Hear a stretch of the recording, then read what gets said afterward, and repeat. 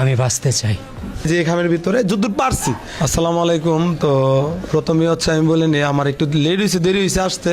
তো আমি কিন্তু যোগাযোগ করতেছিলাম সবার সাথেই, সাইদের সাথে, সাইদ ভাইয়ের সাথে। আমি কিন্তু রেসপন্স পাইতেছিলাম না। আবু সামার সাথে, দীপ্তর সাথে আমি বলতেছি তোমরা কি কতটুক। তো আমার জায়গা জমি সংক্রান্ত ঝামেলা আপনারা বুঝেন, হাওড় অঞ্চলের জমি জমা নিয়ে সবারই একটু ঝামেলা দেয়। তো এখন বৈশাখ মাস জমি নিয়ে একটু ঝামেলা, এই জন্য আমার একটু দেরি হয়েছে। তো আমার মনে একটু দুঃখ আছে, ওর মনে একটু দুঃখ আছে যে আমার জন্য তো একটু অপেক্ষা করা উচিত ছিল যে সবুজ কি আসবো কি না দেখি আমরা তার আগে যে আচ্ছা যাই হোক সমস্যা নেই, ওইটা ফেক না।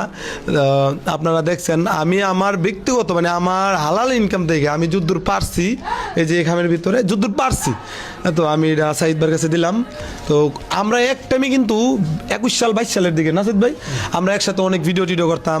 দেশ ও দেশের বাইরে থেকে এই মুহূর্তে যারা ভিডিওটি দেখছেন তারা অবশ্যই 10 টাকা দিয়ে হেল্প করবেন, না হয় ভিডিওটি শেয়ার করবেন। আমার 3টা ছেলে আছে, আমার 3টা ছেলের জন্য আমি বাঁচতে চাই।